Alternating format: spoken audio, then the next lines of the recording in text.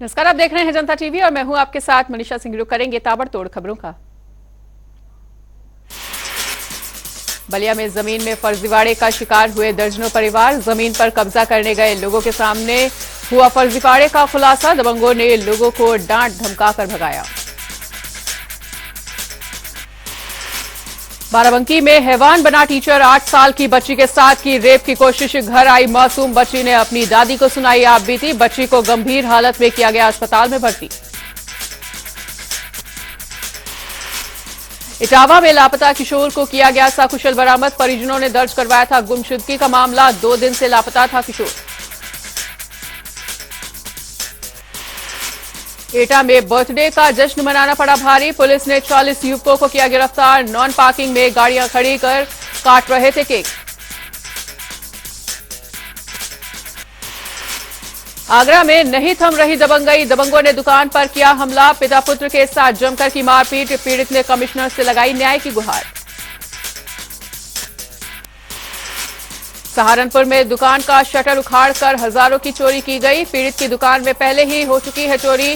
वहीं पीड़ित ने की पुलिस ने जल्द खुलासे की मांग। आगरा में बीएसए ने किया स्कूल का औचक निरीक्षण। बिना मान्यता के चल रहा था स्कूल। स्कूल प्रबंधक को दी गई चेतावनी। एतमादपुर के जनता प्राइमरी स्कूल का मामला। सहारनपुर में 2 चोर हुए गिरफ्तार। चोरी की गई कार, 6 बैटरी और 2 तमंचे किए गए बरामद। चोरी का सामान खरीदने वाले 3 कबाड़ियों को भी किया गया गिरफ्तार। बिजनौर में युवक की गला रेत कर की गई हत्या। पैसों के लेन देन को लेकर दबंगों ने की हत्या। पुलिस शव को पोस्टमार्टम के लिए भेज आरोपियों की तलाश में जुटी।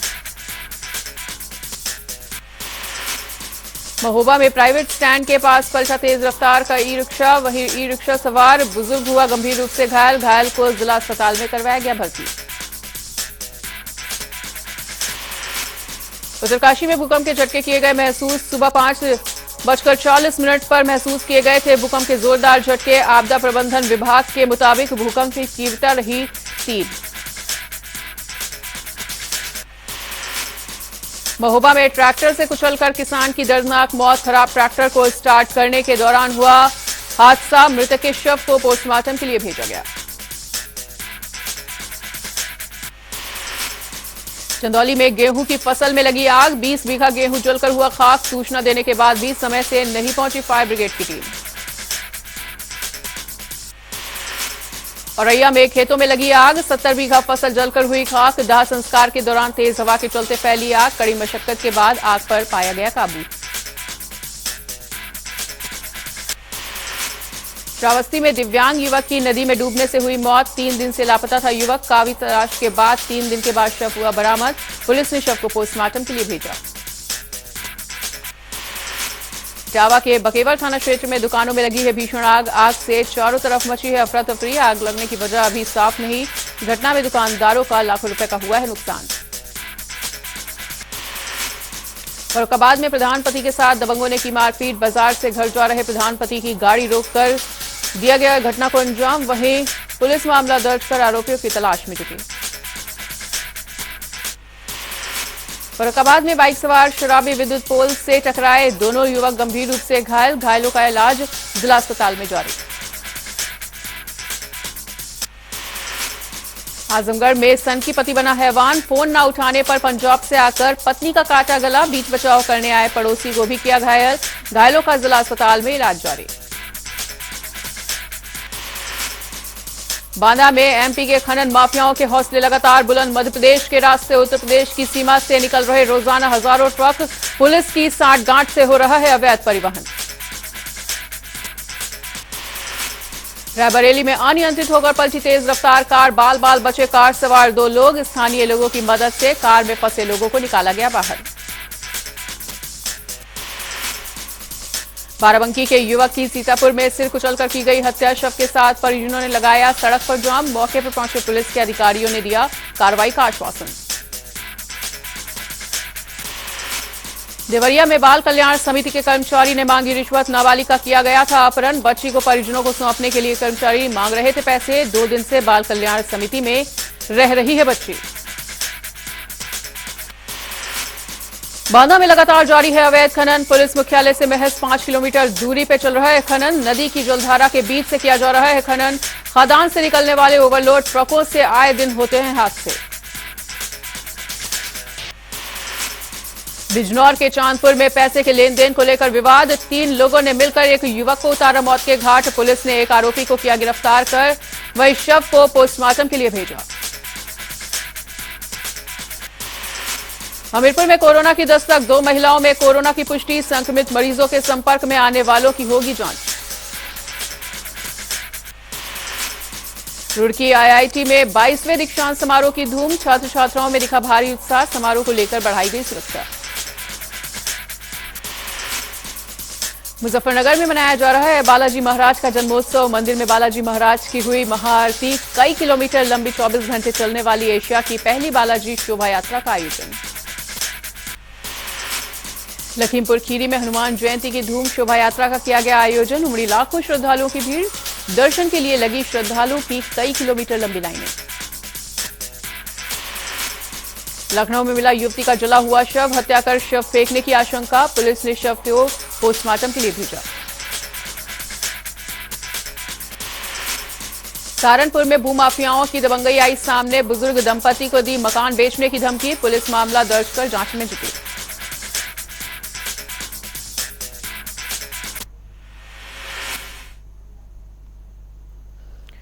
और फिलहाल ताबड़तोड़ खबरों में इतना ही। बढ़ेंगे आगे। यूपी में नगरीय निकाय चुनाव से पहले मुख्यमंत्री योगी आदित्यनाथ ने शहरी क्षेत्रों के लिए 8,754 करोड़ रुपए की 2042 परियोजनाओं का शिलान्यास और लोकार्पण किया है। और साथ ही आपको बताना चाहेंगे कि इस मौके पर पुस्तकों का विमोचन भी किया गया। कार्यक्रम में मुख्यमंत्री, उप मुख्यमंत्री ब्रिजेश पाठक, नगर विकास मंत्री अरविंद कुमार शर्मा, राज्य मंत्री राकेश राठौर, गुरु और विधायक आशुतोष टंडन गोपाल मौजूद रहे।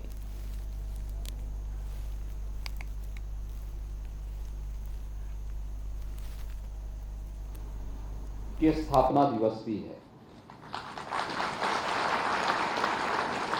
यद्यपि सरकारी कार्यक्रम में राजनीतिक दल का नाम हम लोग नहीं लेते,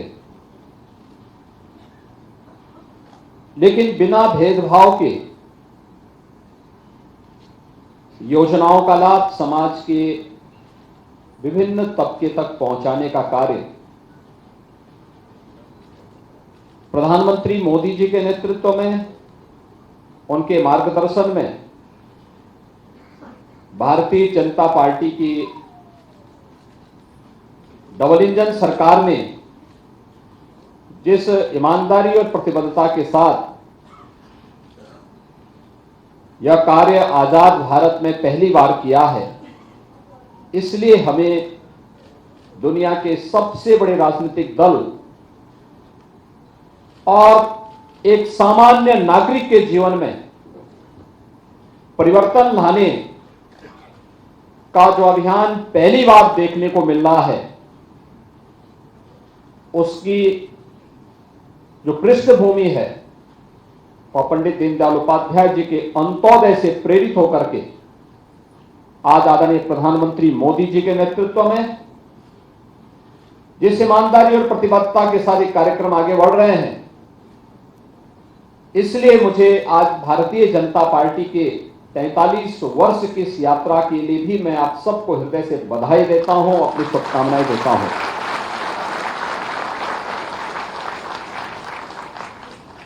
यह अत्यंत कठिन था और असंभव जैसा प्रतीत होता था। अगर प्रधानमंत्री मोदी जी के नेतृत्व में केंद्र में सरकार नहीं बनती और उत्तर प्रदेश में प्रधानमंत्री मोदी जी के आह्वान पर अगर भारतीय जनता पार्टी की सरकार नहीं बनती, तो जो लाखों लोगों के जीवन में परिवर्तन करने के लिए प्रधानमंत्री आवास योजना, पीएम स्वनिधि योजना, उज्ज्वला योजना, प्रधानमंत्री आयुष्मान भारत की योजना और कोरोना कालखंड के दौरान फ्री में राशन की सुविधा और फ्री में वैक्सीन की सुविधा की जो सौगात पूरे देशवासियों को और प्रदेशवासियों को प्राप्त हुई है। भाइयों बहनों, ये असंभव जैसा ही दिखता है। वहीं भाजपा प्रदेश अध्यक्ष भूपेन्द्र सिंह चौधरी ने भी भाजपा के 44वें स्थापना दिवस पर बधाई देते हुए कहा है कि आप सब ने मोदी जी के नेतृत्व में सरकार बनाने का जनादेश दिया है और उस जनादेश का सम्मान करते हुए आम आदमी से जुड़े विषयों और अंत्योदय का सपना पूरा करना है। साथ ही उन्होंने ये भी कहा कि प्रधानमंत्री ने सभी को मार्गदर्शन करते हुए बताया कि कैसे विकास होगा। साथ ही उन्होंने कहा कि 50 साल की भाजपा कैसी होगी, उसको लेकर हमें अभी से तैयारियां करनी है और हम किस रूप से आगे बढ़ें, इसकी भी तमाम तैयारियां और रणनीति बनानी है। साथ ही उन्होंने आगे कहा कि हमें चुनाव जीतना है और देशवासियों का दिल भी जीतना है।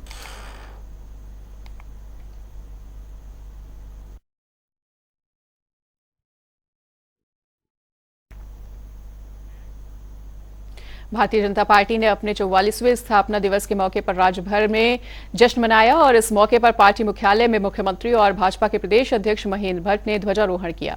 पार्टी मुख्यालय के अलावा जिला मुख्यालयों सहित अन्य स्थानों पर पार्टी कार्यक्रम आयोजित किए गए हैं और इस मौके पर मंत्री गणेश जोशी, मंत्री रेखा आर्या, मंत्री धन सिंह रावत, भाजपा संगठन महामंत्री अजय कुमार समेत पार्टी के तमाम वरिष्ठ नेता कार्यकर्ता उपस्थित रहे। इस दौरान प्रधानमंत्री नरेंद्र मोदी का वर्चुअल संबोधन भी कार्यकर्ताओं ने सुना।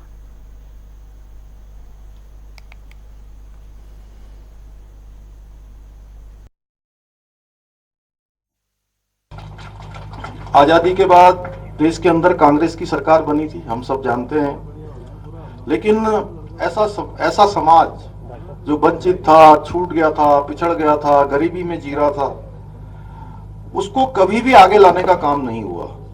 ये भली भांति हम जानते हैं। देश की आजादी के बाद लगातार 55 सालों तक, 60 सालों तक इस देश के अंदर एक ही पार्टी का शासन रहा, एक ही परिवार का शासन रहा और इन सबकी हितों की रक्षा करने के लिए उस समय हमारे आदरणीय श्यामा प्रसाद मुखर्जी ने अनुभव किया कि कांग्रेस की ये नीतियां लोकतंत्र के लिए ठीक नहीं है और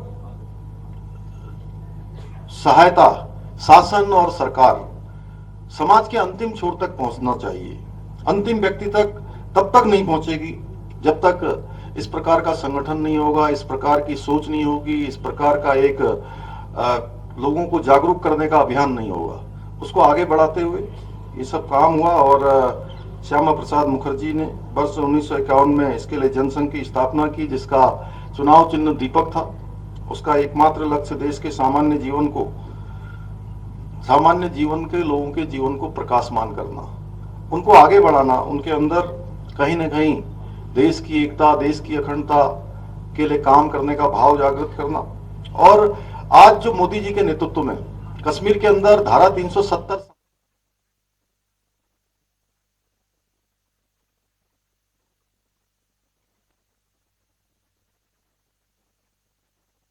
आज हमारी पार्टी के 44 स्थापना दिवस पर देश के प्रधानमंत्री आदरणीय नरेंद्र भाई मोदी जी द्वारा प्रत्येक देश के बूथ स्तर के कार्यकर्ता का मार्गदर्शन किया।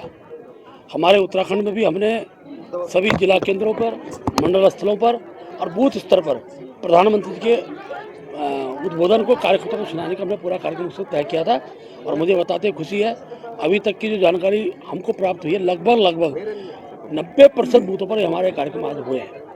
और मैं कह सकता हूं कि प्रधानमंत्री जी का आज का उद्बोधन आगामी दिनों के अंदर कार्यकर्ता का उत्साह अर्जित करेगा और जिस उद्देश्य के साथ राष्ट्र को परम वैभव पर, राष्ट्र विश्वगुरु बनाने के शिखर पर पहुंचाने में कार्यकर्ताओं को जो उन्होंने आज मंत्र दिया है, उस मंत्र को हम लोग नीचे तक ले जाएंगे। और क्योंकि जनता का दिल जीतना है, जनता का दिल जीतने का जो भाव उनके द्वारा निकल रहा है, वो एक प्रेरणा का स्रोत हम सबके लिए है। देखिए, आज पार्टी का स्थापना दिवस है और पूरे देश के हर बूथ पे भारतीय जनता पार्टी अपना स्थापना दिवस मना रही है। और आपने देखा होगा कि हमारे यशस्वी प्रधानमंत्री जी ने, हमारे राष्ट्रीय अध्यक्ष जी ने, हमारे मुख्यमंत्री जी ने हम सबको आज संबोधित किया है। मैं कह सकता हूं कि भारतीय जनता पार्टी पूरे विश्व की नंबर 1 पार्टी बन गई है। उत्तर प्रदेश में निकाय चुनाव की तैयारियां जोरों पर चल रही हैं और इसी बीच सूबे की योगी सरकार लगातार प्रशासनिक फेरबदल भी कर रही है। गुरुवार को एक बार फिर से प्रदेश में तबादला एक्सप्रेस चली, जिसमें 3 IPS, करीब और करीबी पीपीएस अधिकारियों का ट्रांसफर किया गया है। बताना चाहेंगे कि मेरठ में एसपी ग्रामीण के पद पर तैनात आईपीएस अनिरुद्ध सिंह को हटा दिया गया है और उनके स्थान पर बुलंदशहर में तैनात कमलेश बहादुर को तैनात किया गया है। वहीं अनिरुद्ध कुमार को नई तैनाती भी दी गई है और गौरतलब है कि मेरठ का एक वीडियो वायरल हुआ था जिसमें एसपी देहात पर सफाई कर्मचारी को दुष्कर्म मामले में बचाने के लिए 20 लाख रुपए की रिश्वत मांगने का आरोप लगा था। फिलहाल एसपी देहात अनिरुद्ध कुमार को पद से हटाकर कमलेश बहादुर को एसपी देहात बनाया गया है।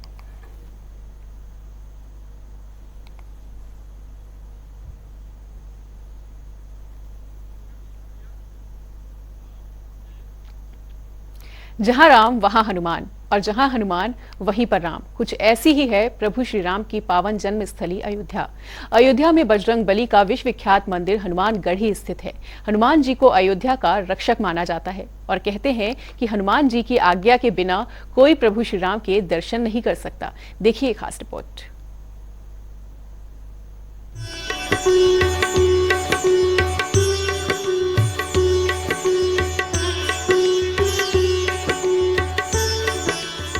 यूपी की अयोध्या को राम नगरी भी कहा जाता है, जहां पर रामलला का भव्य राम मंदिर बनके तैयार हो रहा है। लेकिन यहाँ का एक और मंदिर है जिसमें दर्शन किए बिना रामलला के दर्शन अधूरे माने जाते हैं। इस मंदिर का नाम है हनुमानगढ़ी।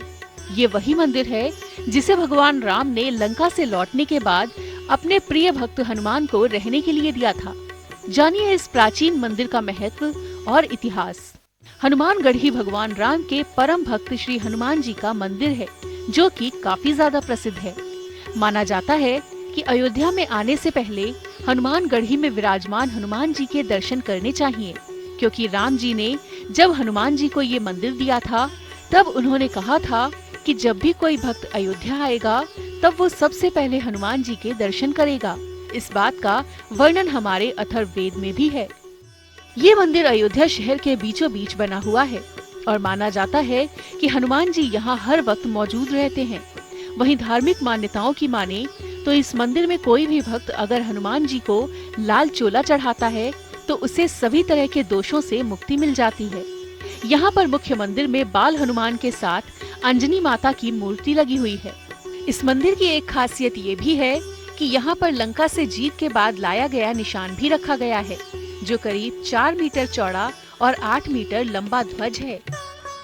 यूपी का अयोध्या, जिसे राम नगरी भी कहा जाता है, जहां पर रामलला का भव्य मंदिर बनकर तैयार किया जा रहा है। यहां पर एक मंदिर ऐसा भी है जिसका नाम हनुमानगढ़ी है। कहा जाता है इस मंदिर में दर्शन किए बगैर रामलला के दर्शन अधूरे माने जाते हैं। ये वही मंदिर है जब भगवान राम लंका से लौटकर आए थे तो उन्होंने अपने प्रिय भक्त हनुमान जी को रहने के लिए स्थान दिया था। कहा जाता है कि इस मंदिर में काफ़ी सारी प्राचीन इतिहास और प्राचीन महत्व इस मंदिर से जुड़े हुए हैं। मान्यता के अनुसार हर पूजा से पहले हनुमान निशान राम जन्मभूमि स्थल में ले जाया जाता है, जहां पर सबसे पहले इसकी पूजा की जाती है। इस निशान को एक साथ 200 लोग राम जन्मभूमि ले जाते हैं। आपको बता दें कि हनुमान जी के दर्शन के लिए भक्तों को 76 सीढ़ियां चढ़नी पड़ती हैं।